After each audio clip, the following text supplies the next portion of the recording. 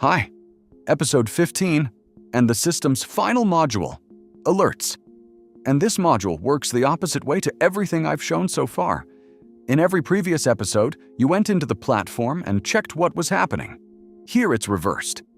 The system checks for you and speaks up on its own when something strong fires. Because the truth is, nobody sits in front of a screen 24 hours a day. And the best setups don't wait until you happen to look. Alerts isn't a separate mechanism or a new analysis. It's market intelligence reaching out to you. The same analysis layers, the same aggregator, the same report, just delivered to your inbox or to Telegram the moment it crosses a threshold you set yourself. At the top, you see your plan, the daily alert cap, the cooldown setting, and the number of assets being watched. Those are the boundaries the module works within. How many alerts can reach you at all, and how many assets you're watching at once. Configuration starts with the asset, and you do that where you do it everywhere in the system, on the top bar. I pick Bitcoin, and the button below prompts me, Add BTC. I click, and the asset joins the watch list. Now, the alert type. You have two, futures and options. And here's the important bit. Options are only available for 4 assets, Bitcoin, Ethereum, Solana, and XRP. Those are the only ones with real options chains on Deribit. If you pick anything else, the options button is grayed out. You can switch both types on at once. Then for a single asset, you'll get alerts from the futures market and from the options market. And each reads the market from a different angle. Below that, the time horizons. The same ones you know from market intelligence, from 15 minutes to a month. I'll tick 1 hour and 4 hours. And a practical note. The more horizons you tick, the more alerts you get. The 15-minute one produces a lot.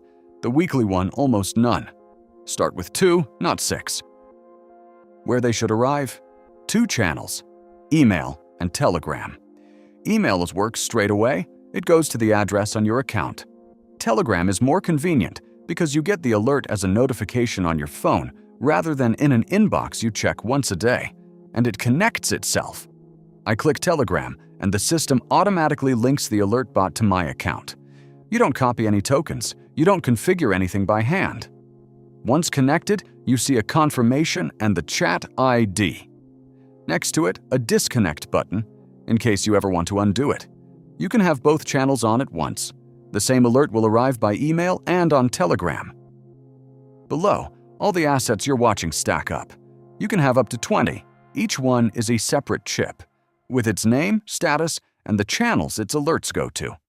You can see at a glance that one runs on email only, while another goes to email and Telegram. And 2 things worth distinguishing. If you switch a channel off at the top, the chip stays on the list, it just goes inactive, parked, dormant, back in play the moment you re-enable the channel. And if you want to remove an asset entirely, you click the cross on the chip itself, so you have a difference between go quiet for a while and stop tracking this. And now, the section that decides whether this module helps you or annoys you, the trigger thresholds. 4 sliders, each answering a different question about how strong a signal has to be before it reaches you at all. The first, agreement between the analysis layers. How many of them have to say the same thing? Raise the slider, and you only let through readings where the system is internally consistent. The second, model quality in stars. That's a rating of how solid the basis for a given reading is. The third, the strength of the options signal. And notice, when I switch to an asset that has no options, this slider simply disappears. There's no sense setting a threshold for data that doesn't exist for this asset. The fourth, time horizon alignment. How many of them have to point the same way? And a rule worth remembering, low thresholds mean a lot of alerts, including weak ones. High thresholds mean few alerts, but strong ones. This is your noise control, and nobody will set it for you. And if nothing is coming through, that isn't a failure. It means the market hasn't produced anything that clears your thresholds. Silence is information too. And now the key question, what do you actually get in one of these messages? I expand the preview, and this isn't a notification along the lines of, something is happening, come and look. It's the entire report, packed into a single message. At the top, the asset, the horizon, and the direction of the reading. Next to it, a model quality rating with a letter, stars, and how many analysis layers agreed. And importantly, that rating can also come out low. An alert can fire and at the same time flag that its basis is weak. You get the reading together with how reliable it is. Below that, a breakdown by layer, each with a direction, a confidence level, and the weight it carries in the whole. So you see, not just the verdict, but its internal structure. Then the key levels, the zones of buyer or seller interest, and the level at which the reading is invalidated. A separate section for warnings. In an options alert, you'll also see option-specific notes here, like where price sits relative to the gamma flip. Below, the reward-to-risk ratio and a caution level. And at the end, a plan section. The entry range, the invalidation level, and the target. And this is the moment to be clear about something. This is not a buy instruction. It's a plan calculated by the system from the report. Exactly the one you'd see in market intelligence if you happen to be sitting at your screen. What you do with it is entirely up to you.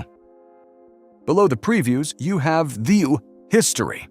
The last 20 alerts, newest first, with the time, asset, horizon, verdict, confidence level, and the channel it went out on.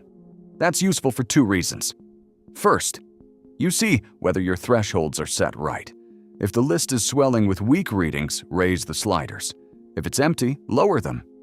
Second, you have a record. In a week, you can check what the system said and when. And the last thing in the configuration, a test alert. You pick a channel and send a sample. It arrives identical to a real alert, so you know straight away whether your inbox and Telegram are properly connected. You do it once, at the start, and it saves you a week of wondering why nothing is coming through. Let's see how it looks on the other side. This is how the email arrives, and this is the same alert on Telegram. And that's alerts. You set what to watch, how strong the signal has to be, and where it should land. And then you can close the platform and get on with your life. And since this is the final module, let's look at the whole thing. We read the market, charts, order flow, liquidity, options. We folded that into interpretation through market intelligence, smart money, and AI analyst. We planned a position in strategy lab. We recorded it in the journal to learn from a record rather than from memory. And now we close the loop. The system speaks up on its own when something you were waiting for appears. 11 modules, 1 philosophy, tools that show you the market and hold you to your own rules. But don't make the decision for you. This is not investment advice. FOCSAL is not a registered investment advisor or a broker. It doesn't place orders, and it doesn't trade for you. Everything you've seen in this series is data, calculations, and your own rules. Thanks for going through the whole platform with me. If any episode comes in useful, come back to it. The full series is on the channel, module by module. Go to foxal.com, subscribe, and I'll see you around.